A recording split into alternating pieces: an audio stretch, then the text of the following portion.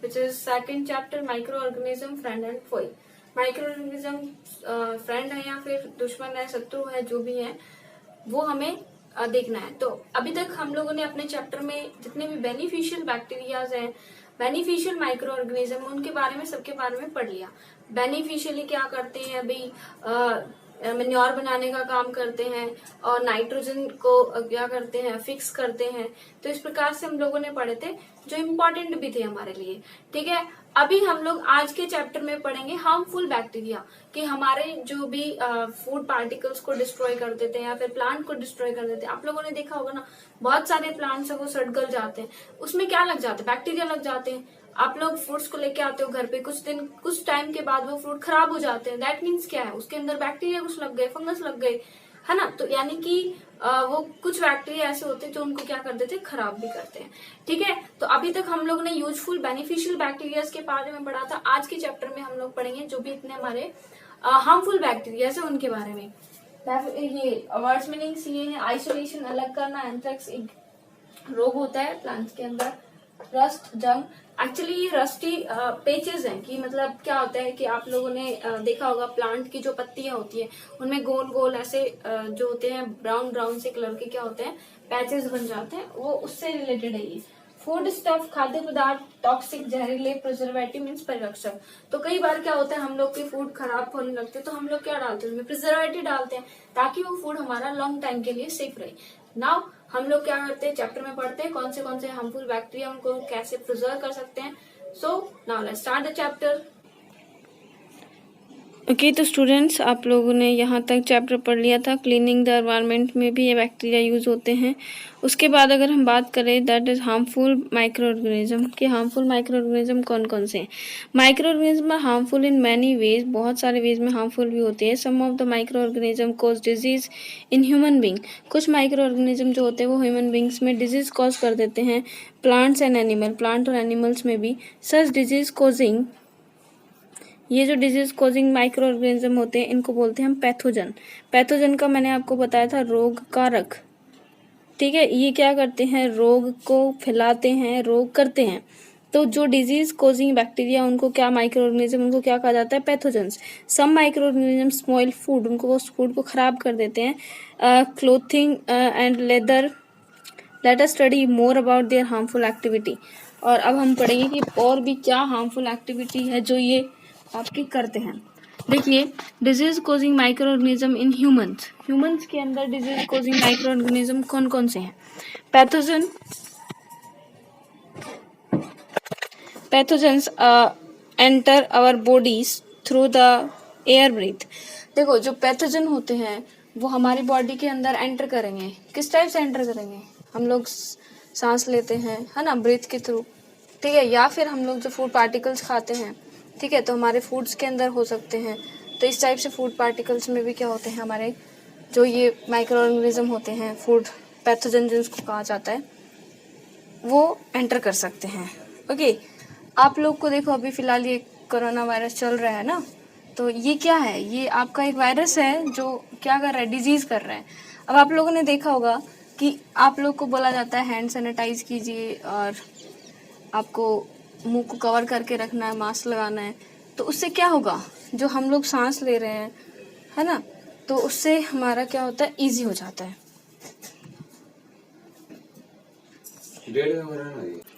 Okay, तो अभी देखिए हम लोग करते हैं कि द वाटर वी ड्रिंक और फूड वी ईट, तो इनसे एंटर कर सकते हैं। They can also get transmitted by direct contact with an infected person carried by an animal. क्या हो सकता है, या फिर एक पर्सन से दूसरे पर्सन में, जैसे अभी कोरोना फैल रहा है ना, एक पर्सन से दूसरे पर्सन में फैल रहा है, तो डायरेक्टली इन्फेक्टेड भी हो सकता है। Microbial disease that can be spread from infected person to healthy person through air, water, food और physical contact are called communicable diseases. देखो, जो ऐसी डिजीजेज जो एक दूसरे की कांटेक्ट में आने के बाद कम्युनिकेट हो जाती हैं, फैल जाती हैं, उनको बोलते हैं हम लोग communicable disease. Example of such disease includes, इसके अंदर कौन कौन सी इंक्लूड होती है, कोलेरा जो होता है आपका, कॉमन कोल्ड जो है, चिकन पॉक्स है और ट्यूबरक्लोसिस। ये जैसे ही कांटेक्ट में आते हैं तो दूसरे में भी हो जाते हैं। When a person suffering from common cold sneeze fine droplet, देखो मान लो किसी की कॉमन कोल्ड हो रहा होता है तो छींकते हैं ना, और जैसे ही छींक निकलती है तो क्या होते हैं, फाइन ड्रॉपलेट्स होते हैं, moisture carrying thousand of virus are spread in the air. तो बहुत सारे क्या होते हैं वायरस छींक के साथ बाहर आते हैं। The virus may enter the body of healthy person while breathing और कोज इन्फेक्शन। अब अगर वहाँ पे कोई हेल्दी पर्सन जो है वो सांस ले रहा है ना, क्योंकि हम लोग ब्रीथिंग हमारी प्रोसेस चलती रहती है, तो ब्रीथिंग के थ्रू दूसरे जो हेल्दी पर्सन है उसके क्या चले जाएंगी, बॉडी में चले जाएंगी। तो जैसे वो ब्रीथ है और फिर क्या इन्फेक्शन कोज हो जाएगा। Then how do you prevent the spread of communicable disease. तो आप उसको फैलने से कैसे रुका सकते हो, तो हमें कुछ प्रोटेक्शंस रखने पड़ेंगे जिससे हम लोग क्या कर सकें, स्प्रेड डिजीज को फैलने से रोकें। तो we should keep a hand scarf in on the nose and mouth. हमें एक जैसे हैंकी रखते हैं ना हम लोग, है ना, तो वो रखना चाहिए स्नीजिंग के टाइम पे। It is better to keep distance from the infected person. और हमारे लिए ये है कि हाँ, कोई इन्फेक्टेड पर्सन हो उससे दूर रहो। ऐसे ही तो है सोशल डिस्टेंसिंग जो आजकल चल रही है। ठीक है, अब देखिए आगे। There are some insects and animal which act as carriers. मतलब क्या हुआ पता है कि कुछ एनिमल्स होते हैं जो कैरियर का काम करते हैं। कैरियर मतलब क्या करते हैं, वो जो आपकी डिजीज है उनको एक जगह से दूसरी जगह पे ले जाते हैं। Of disease causing microbes. Microbes के लिए क्या करते हैं, वो कैरियर का काम करते हैं। House flies in one such carrier. जो ये घर पे जो मक्खी होती है ना, वो एक ऐसा कैरियर है। House fly is one such carrier. The flies sit on the garbage and animal excreta. ये जो गार्बेज जो भी गंदगी होती है या फिर एनिमल का एक्सट्रेट होता है उस पर ये जो हाउस फ्लाई है बैठ जाती है। Okay, pathogen stick to their bodies. तो जितने भी मान लो माइक्रो पैथोजेंस किसको बोलते हैं, जो बैड माइक्रो ऑर्गेनिज्म है, तो उनसे उन जो गंदगी में बैठी है या फिर ऐसे मतलब गलत जगह बैठी है, तो यहाँ से जो बैड माइक्रो ऑर्गेनिज्म है वहाँ से वो क्या होते हैं, उसकी बॉडी पे चिपक जाते हैं। When these flies sit on uncovered food. तो अगर मान लो हमारा बिना ढका हुआ फूड है उस पर बैठ गई या ये, दे में ट्रांसफर द पैथोजेंस। तो वो क्या कर सकते हैं, ट्रांसफर कर सकते हैं ना पैथोजन को। भाई उसके पैरों पे चिपक गया है, अब वो मान लो फूड के अंदर बैठी है, तो देखो उसके जो पैर पे जो माइक्रोब चिपके वो हमारे फूड के अंदर आ जाएंगे। इधर क्लियर। ओके, अब वट एवर होता है, eats the contaminated food is likely to get sick। और अगर इस टाइप का फूड हम लोग खा लेते हैं तो हम बीमार पड़ जाते हैं। So it is advisable to always keep food covered. तो इसलिए एडवाइस दी जाती है कि हमेशा फूड को कवर करके रखना चाहिए। Avoid consuming uncovered item of food. तो जो भी अनकवर्ड आइटम उसको अवॉइड करना चाहिए, हमें उसको खाना नहीं चाहिए। Another example of carrier is the female anopheles mosquito. होता है ना, फीमेल मॉस्किटो की एनाफ्लीज जो होती है ना, उसकी फीमेल जो होती है वो भी एक कैरियर होती है, which carries the parasite of malaria, जो प्लाज्मोडियम। ठीक है, ये मलेरिया के जो पैरासाइट होते हैं उसको अपने उसमें कैरियर करती है। तो क्या होता है, female aedes mosquito act as the carrier of dengue virus. How can we control spread of malaria और डेंगू। तो इससे क्या हो जाता है, ये जो फीमेल मॉस्किटो होती है ये किसका कैरियर का काम करती है, जो डेंगू में जो वायरस होता है ना, तो उसके स्प्रेडिंग का काम करती है। तो हम लोग को कैसे रोक सकते हैं। Why does the teacher keep telling us not to let water collect anywhere in the neighbourhood. Why does the teacher keep telling us not to let water collect anywhere in the neighbourhood, कि हमें कहीं से भी कहीं इधर कभी भी हमें पानी जो है ना वो कलेक्ट नहीं होना चाहिए। देखा होगा ना, पढ़ो ऐसे बोलते हैं, आप लोग को बोला होगा ना कि भाई आसपास के खड्डों में पानी इकट्ठा नहीं रहना चाहिए, साफ सफाई रहनी चाहिए। क्योंकि क्या होगा, जैसे खड्डे वगैरह ज़्यादा रहेंगे उसमें मच्छर बैठेंगे हो सकता है मादा एनाफ्लीज बैठ जाए। तो मादा एनाफ्लीज अगर रह गई वहाँ पे तो वो क्या होगा, मलेरिया का कॉज करेगा। अब देखिए, all mosquito breed in water. जितने भी मॉस्किटोज होते हैं वो वाटर के अंदर ब्रीड करते हैं, मतलब होते हैं, उगते हैं, पनपते हैं। Hence one should not let water collect anywhere. तो इसलिए हमें कोई भी मतलब जैसे वाटर को कलेक्ट नहीं करना चाहिए किसी भी जगह पे, in coolers, tyres, flower pot etcetera. By keeping the surrounding clean and dry we can prevent the mosquito from breeding. तो हम क्या कर सकते हैं, भाई रोक कैसे कर सकते हैं, या तो हम लोग जो भी हमारा आसपास का एनवायरनमेंट है उसको साफ रखें। Try to make list of measures which help to avoid the spread of malaria. तो आपको क्या करना होगा, ऐसे करना पड़ेगा जिससे आप लोग को पता चले कि भाई हाँ इससे ऐसे ऐसे अगर हम करें तो मच्छर की जो है वो संख्या ना बढ़े। अब देखिए नेक्स्ट अगर हम बात करें स्टेबल की, तो देखिए इसके अंदर ह्यूमन डिजीज है, और ये ह्यूमन डिजीज ये इनके माइक्रो ऑर्गेनिज्म की इससे होती है। अब इसका मोड क्या है, मतलब किस टाइप से आता है, और ये है प्रिवेंटेशन मेजर, मतलब उसको कैसे हम रोक सकते हैं। देखो ये ट्यूबरक्लोसिस जो है वो कैसे होती है, ट्यूबरक्लोसिस बैक्टीरिया से होती है जो एयर के थ्रू आता है। Keep the patient in complete isolation, मतलब उसको कंप्लीटली, अच्छा सुनो ये तो सबका सेम ही होगा, पहले ये देख लीजिए। ट्यूबरक्लोसिस बैक्टीरिया से होती है जो एयर से आती है, मीजल्स वायरस से जो भी एयर से आता है, चिकन पॉक्स भी वायरस के कारण होता है जो एयर और कांटेक्ट दोनों में आने से हो सकता है, पोलियो जो है वो वायरस से आता है, वो एयर और वाटर से होता है। ओके तो ये इनके मोड ऑफ ट्रांसमिशन हो गए। अब देखिए क्या प्रिजर्वेटिव मेथड क्या रखना, मतलब हमें क्या सावधानी बरतनी चाहिए। Keep the patient in complete isolation, मतलब पेशेंट को कंप्लीटली हमें अलग रखना पड़ता है। Okay keep the personal belongings of the patient away from those of the others, और vaccination to be given at suitable age, और अगर एज पे सुटेबल एज हो तो वैक्सीनेशन भी करा देना चाहिए, मतलब जो आपकी जो होती है ना वैक्सीन टीके वो दिला देने चाहिए। उसके बाद अगर हम बात करें तो कोलेरा और टाइफाइड आता है। तो कोलेरा होता है बैक्टीरिया से और टाइफाइड भी बैक्टीरिया से होता है, और ये वाटर के थ्रू क्या होते हैं, एक्सपोर्ट होते हैं, मतलब जाते हैं। और ये इनका क्या मतलब रखना चाहिए हमें कि maintain personal hygiene and food sanitary habits, consume properly food, cooked food and boiled drinking water, vaccination. ये सारे इसके ये हैं कि भाई उसको गर्म किया हुआ पानी पीना चाहिए, प्रॉपरली पका हुआ खाना खाना चाहिए, वैक्सीनेशन टीके लेने चाहिए, ये सब। फिर हेपेटाइटिस का वायरस होता है और वाटर के थ्रू फैलता है, और इसमें इसका क्या होता है कि ड्रिंक जो बॉइल्ड वाटर है उसको लेना चाहिए और टीके भी लगवा सकते हो। मलेरिया प्रोटोजोआ होता है, ठीक है, माइक्रोब्स। तो ये और ये किससे फैलता है, मॉस्किटो से फैलता है। तो use of mosquito net and repellent, जो मॉस्किटो नेट होता है ना, वो देखो मच्छरदानी जो होती है तो उसका यूज करना चाहिए।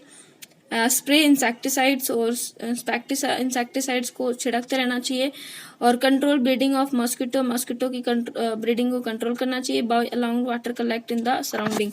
तो हमारे आसपास पानी इकट्ठा नहीं होने देना चाहिए। तो आपका आज का होमवर्क यही है कि आप इस टेबल को कॉपी के अंदर नोट करोगे अच्छे से, पूरी टेबल को, और इवन याद भी करनी है, क्योंकि ये आपको पक्का याद होने चाहिए कि इनके वायरस क्या है, मोड ऑफ ट्रांजिशन क्या है, ये आपको तो पक्का याद होना ही चाहिए। साथ में ये भी पता होना चाहिए कि इसको कैसे रोक सकते हैं। अब देखिए नेक्स्ट अगर हम पढ़ें तो some of the common disease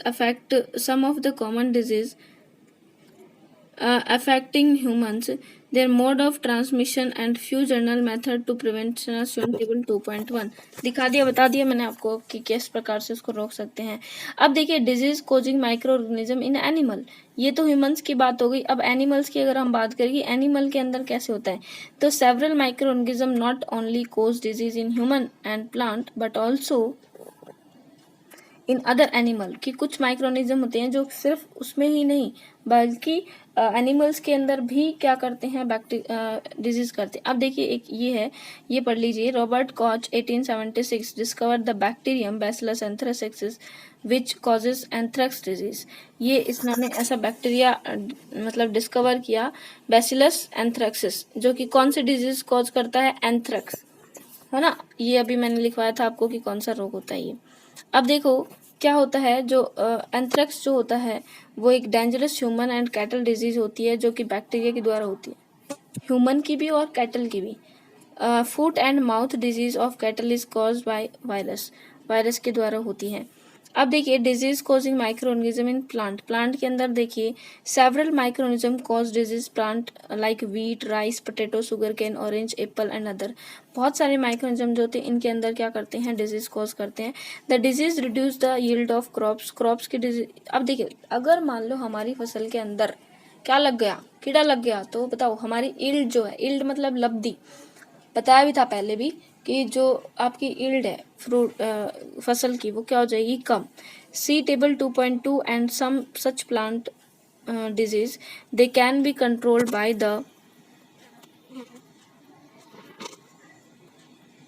the use of certain chemical which kill the microbes.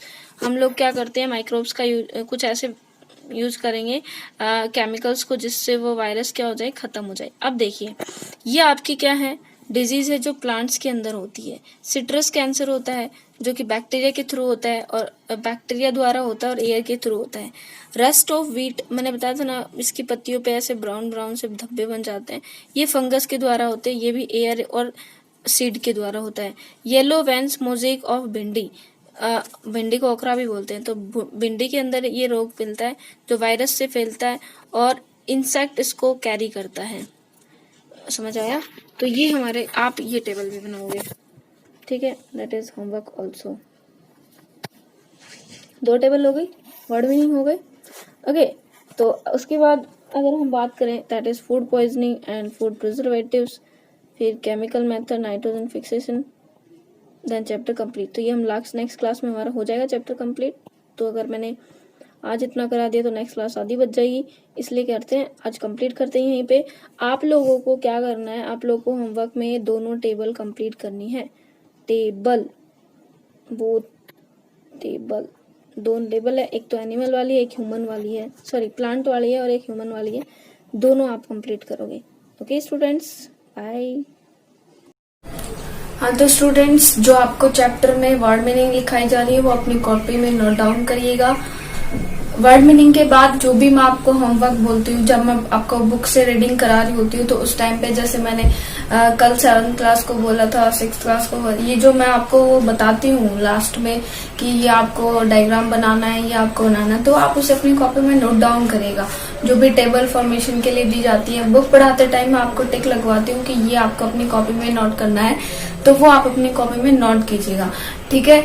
और जो भी आपको होमवर्क के तौर पे दिया जाए उसे होमवर्क को कंप्लीट करना, ठीक है। अपना काम कंप्लीट करके सर को सबमिट कराइए, और उसके बाद मैं आपको चेक करके बताऊंगी कि आपने सही किया है कि गलत किया है, ठीक है। तो अपना काम कंप्लीट करना, और उसके बाद इसमें जो भी आपको वर्ड्स मीनिंग्स में जैसे स्टार्टिंग में लिखवाती हूँ, वो वर्ड मीनिंग भी अपनी कॉपी में करना, लर्न करना उनको, ताकि क्योंकि हम लोग थोड़ी थोड़ी पढ़ेंगे, एक साथ सारी नहीं पढ़ेंगे, पूरे चैप्टर में बहुत सारी हो जाएंगी, ठीक है। तो थोड़ी थोड़ी 8-7 हम लोग पढ़ लेंगे डेली की, उससे आपको पूरा चैप्टर क्या हो जाएगा, क्लियर हो जाएगा, और हर वर्ड मीनिंग भी हो जाएंगी।